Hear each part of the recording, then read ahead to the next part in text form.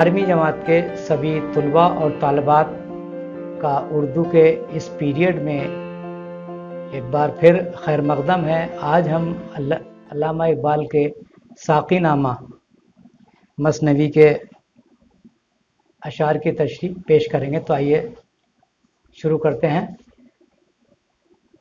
شراب کہن پھر پلا ساقیا، وہی جام گردش میں لا ساقیا۔ شاعر کہتا ہے کہ اے دوست، تو اپنی پرانی روش کو اختیار کر اور مجھے وہی خلوص و محبت دے جس کا میں متمنی ہوں۔ مجھے عشق کے پر لگا کر اڑا، میری خاک جگنو بنا کر اڑا۔ اقبال کہتے ہیں کہ اے میرے رب، تو میرے دل میں جذبہ عشق کو بیدار کر اور مجھے جگنو کے مانند پرواز عشق عطا فرما۔ خرد کو غلامی سے آزاد کر، جوانوں کو پیری کا استاد کر۔ پیری بڑھاپے کو کہتے ہیں، خرد عقل۔ اے پاک پروردگار، تو ہماری غفلتوں کو غلامی کے چنگل سے نکال کر نوجوانوں کو وہ صلاحیت عطا فرما جس کے تحت وہ اپنے بڑوں سے بھی 2 قدم آگے نکل جائیں۔ ہری شاخ ملت تیرے نم سے ہے، نس اس بدن میں تیرے دم سے ہے۔ اے خدا، یہ قوم اور اس قوم کے افراد کے جسموں میں جو سانسیں ہیں، ان کے دل جو دھڑک رہے ہیں، وہ سب تیرے ہی فضل کا نتیجہ ہے۔ جگر سے وہی تیر پھر پار کر، تمنا کو سینوں میں بیدار کر۔ اے میرے رب، تو ہمارے سینوں کو پھر اسلامی ولولوں اور امنگوں سے بھر دے اور پھر ہمارے اندر وہی جذبہ کار فرما کر جس سے ہم تیرے دین کی نشر و اشاعت میں دل و جان سے لگ جائیں۔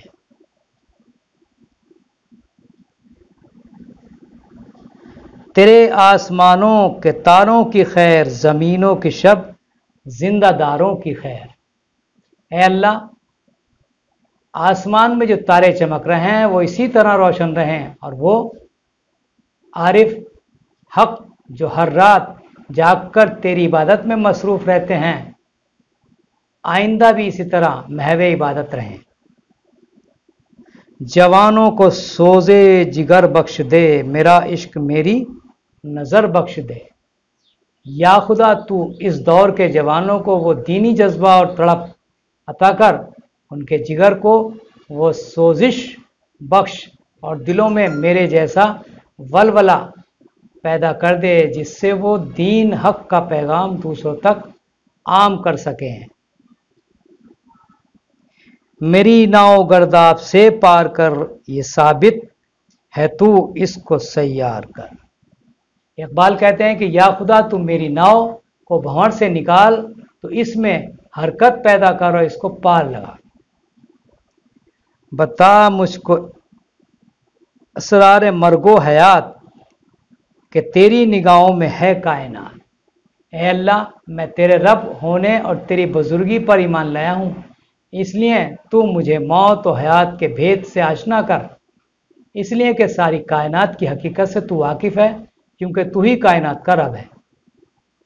میرے دیدہ تر کی بے خوابیاں، میرے دل کی پوشیدہ بے تابیاں۔ میری اشک بھری آنکھوں کی بے خوابیاں اور میرے دل کی چھپی ہوئی بے چینیاں۔ میرے نالے نیم شب کا نیاز، میری خلوت و انجمن کا گداز۔ میری راتوں کی آہا زاریاں، میری خلوت تنہائی اور محفل کا گداز۔ امنگیں میری، آرزوئیں میری، امیدیں میری، جستجوئیں میری۔ میری امنگیں اور آرزوئیں، میری امیدیں اور جستجوئیں اور تلاش۔ میری فطرت آئینہ روزگار، غزالان افکار کا مرغزار۔ میری فطرت آئینہ روزگار ہے، یعنی زمانے کا آئینہ اور افکار کے ہرنوں کا سبزہ زار ہے۔ میرا دل میری رزم کا حیات، گمانوں کا لشکر یقین کا سوار۔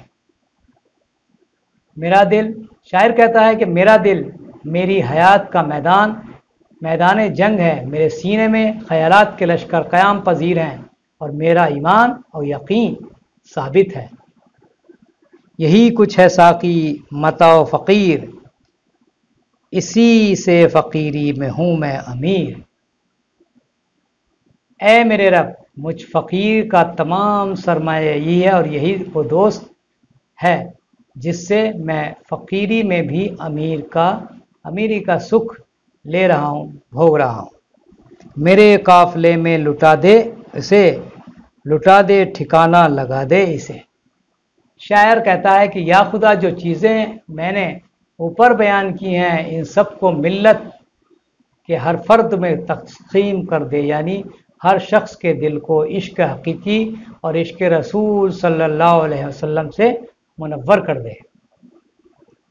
فریب نظر ہے سکون و ثبات، تڑپتا ہے ہر ذرہ کا ساتھ۔ اقبال کہتے ہیں کہ کسی ایک جگہ قیام کرنا یا ٹھہرنا نظر کا دھوکہ ہے، ورنہ کائنات کا ذرہ ذرہ تیری یاد میں تڑپ رہا ہے۔ ٹھہرنا نہیں کارواں نے وجود، کہ ہر لہجہ ہے تازہ شان کرود۔ اقبال کہتے ہیں کہ زندہ کارواں رواں دواں ہے، وہ کسی ایک جگہ ٹھہرتا نہیں، کیونکہ اس کی شان تازہ دم رہنے اور چلتے رہنے میں ہے۔ سمجھتا ہے تو راز ہے زندگی، فقط راز پرواز ہے زندگی۔ شاعر کہتا ہے کہ اے انسان، جس زندگی کو تو راز سمجھتا ہے وہ ایک ایسا راز ہے جس تک انسان کی رسائی ممکن نہیں، بس اس راز سے صرف خدا ہی واقف ہے۔ بہت اس نے دیکھے ہیں پست و بلند، سفر اس کو منزل سے بڑھ کر پسند۔ زندگی نے بہت سی پستیاں و بلندیاں دیکھی ہیں، لیکن اس کو منزل سے زیادہ سفر پسند ہے۔ سفر زندگی کے لیے برگ و ساز، سفر ہے حقیقت، حضر ہے مجاز۔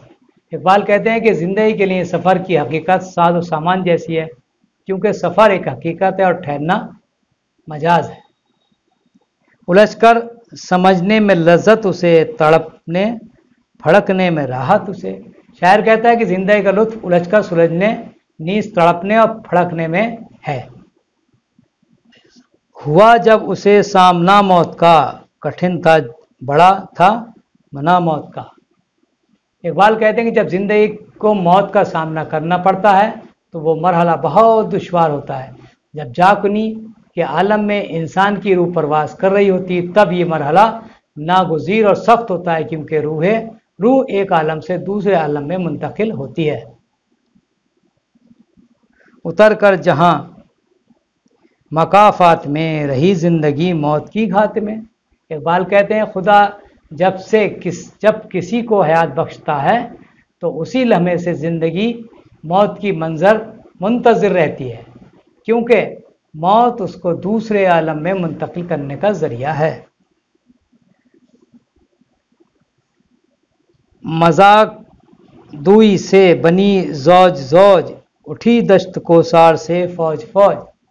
شاعر کہتا ہے کہ حضرت آدم اور حضرت حوا کا جوڑا بن کر اللہ نے صحرا اور پہاڑوں کے درمیان ان کو باہم اختلاط سے نسل انسانی کو بڑھایا۔ یہ سلسلہ آج بھی جاری ہے۔ گل اس شاخ سے ٹوٹتے بھی رہے، اسی شاخ سے پھوٹتے بھی رہے۔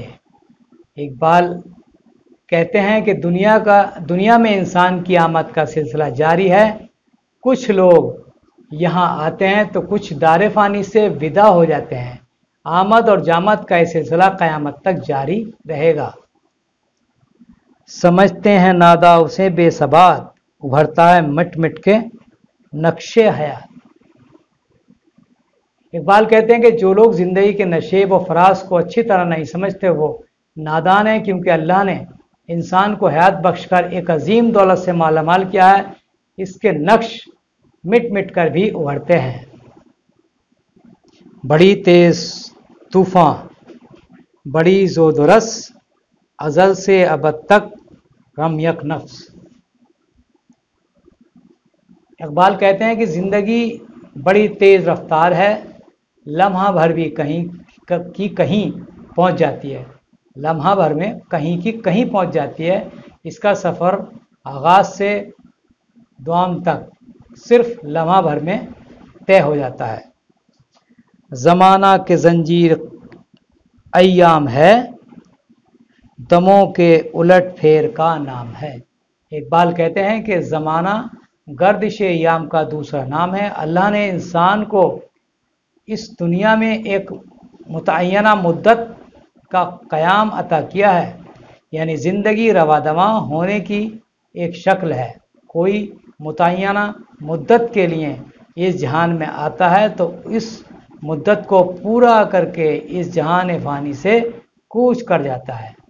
تو آج آپ نے یہ مثنوی کے جو علامہ اقبال کی تھی ساقی نامہ، اس کا تشریح سماعت فرمائی، اور کل کچھ اور مثنوی کی تشریحات آپ کے سامنے پیش کریں گے۔ آج کے پیریڈ میں بس اتنا ہی، اجازت دیجیے، خدا حافظ۔